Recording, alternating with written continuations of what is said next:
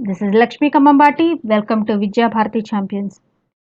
ఈరోజు మనం 8th class హిందీలో 4వ పాఠం. ఇప్పటివరకు మనం ఆల్రెడీ 3 పాఠాలు చెప్పుకోవడం జరిగింది.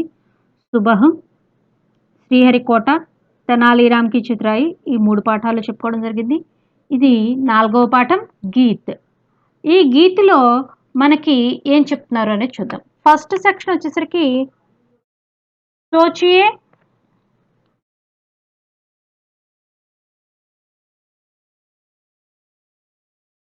సోచియే ఔర్ బోలియే. సోచియే ఆలోచించండి, బోలియే చెప్పండి. ఇక్కడ చిత్రం ఇక్కడ చూడండి, మనకి ఏమేం కనిపిస్తుంది. ఇక్కడ ఇంద్రధనస్సు కనిపిస్తోంది, సూర్యుడు, ఎడ్లతో పొలాన్ని దున్నుతున్నారు రైతులు. వీళ్ళు ఏం చేస్తున్నారు, పొలాలకి మొక్కలకి నీళ్లు పోస్తున్నారు. నెమళ్ళు ఆడుతున్నాయి, సూర్యుడు అప్పుడే వస్తున్నాడు. నెక్స్ట్ ఇవి చెట్లు, ఇలా ఇవన్నీ మనకు కనిపిస్తున్నాయి. ఇప్పుడు ఇంకా ఏమేమి ఉన్నాయి అనేది ఇందులో చూసి చేసుకుందాం. చూడండి, चित्र में क्या क्या दिखाई दे रहा है.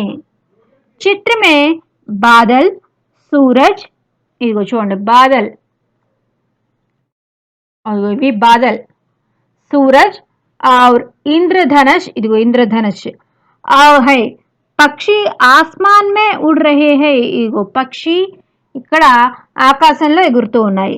పేడ్ పర్వత్ హై, ఇదిగో పేడ్ పర్వత్, లड़की పౌధా లగి రహీ హై, ఇదిగో బాలిక చెట్లు మొక్క నాటుతున్నది. ఏక్ ఆద్మీ పౌధేకి పానీ దే రహా హై, ఇదిగో ఇతను ఈ మొక్కకి నీళ్లు పోస్తున్నాడు. చిత్ర మే మోర్ నాచ్ రహా హై, ఈ చిత్ర మే మోర్ నెమలి నాచ్ రహా హై, డాన్స్ చేస్తూ నాట్యం చేస్తూ ఉన్నది. కిసాన్ ఖేత్ జోత్ రహా హై, కిసాన్ రైతు పొలాన్ని దున్నుతున్నాడు. బైలోం కి మదద్ సే, ఎద్దుల సహాయంతో పొలాన్ని దున్నుతున్నాడు. ఏక్ సడక్ భీ ఇస్ చిత్ర మే దిఖాయి దే రహా, ఇదిగో సడక్ రోడ్డు, ఇక్కడ సడక్ కూడా ఉంది. మాతా పితా ఔర్ బేటా భోజన్ ఖా రహే హై,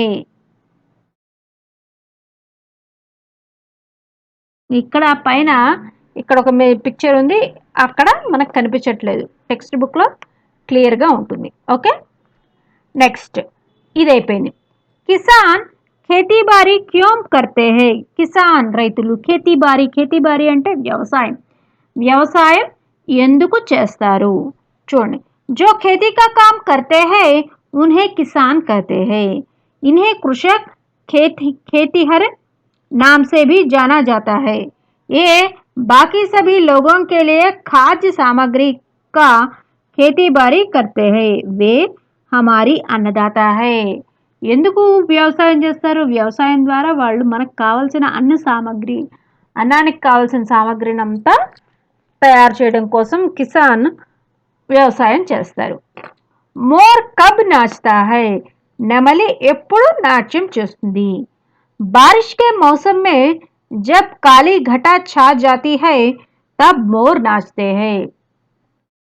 బారిష్ కే మౌసం మే, వానాకాలంలో ఎప్పుడైతే మేఘాలు వస్తాయో అప్పుడు మోర్ నాచ్తీ హై, నెమలి నాట్యం చేస్తుంది. ఇప్పుడు ఈ విషయ ప్రవేశంలో కనుక వెళ్ళిపోయినట్లయితే చూడండి, हमारा भारत कृषि प्रधान देश है.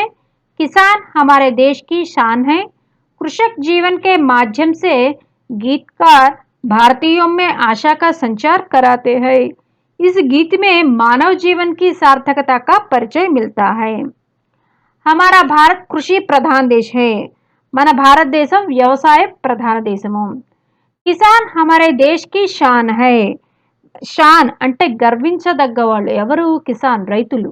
ఎందుకు, రైతులు పండించబట్టే మనందరికీ ఆహారం అనేది దొరుకుతుంది.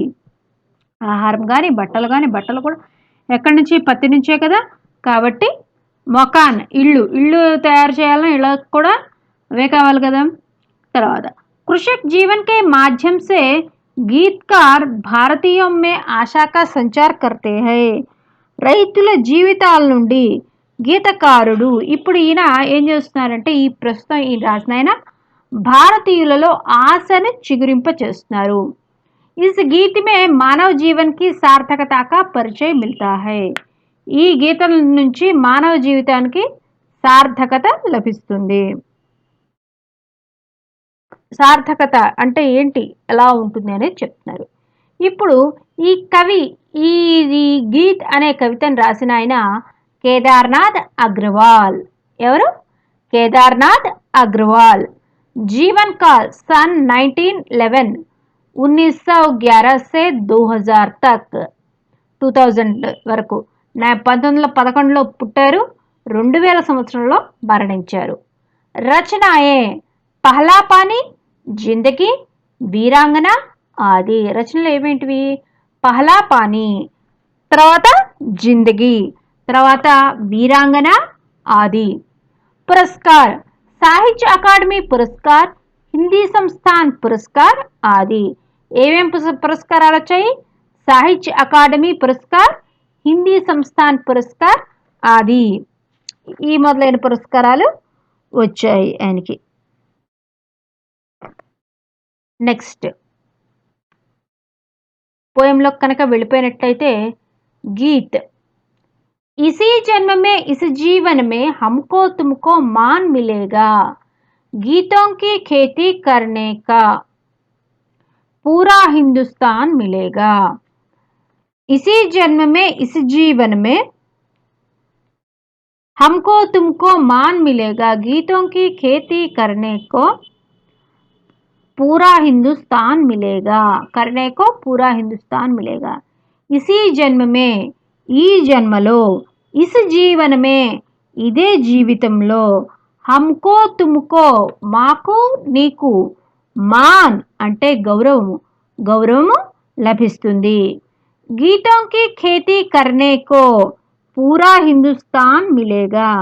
గీతాల వ్యవసాయం. గీతాలు అంటే ఏంటి? మనం ఏ మాటనైనా ఏ వాడుకనైనా మనం పాఠాల రూపంలో పెద్ద పెద్ద నీతులు కానీ, చిన్నప్పుడు పద్యాలు, చిట్టి చిలకమ్మ అమ్మ కొట్టిందా, లేకపోతే ఆదివారం నాడు అరటి మొలచింది, ఇట్లా మనం ప్రతి విషయాన్ని పాట రూపంలోనే మనం నేర్చుకున్నాము.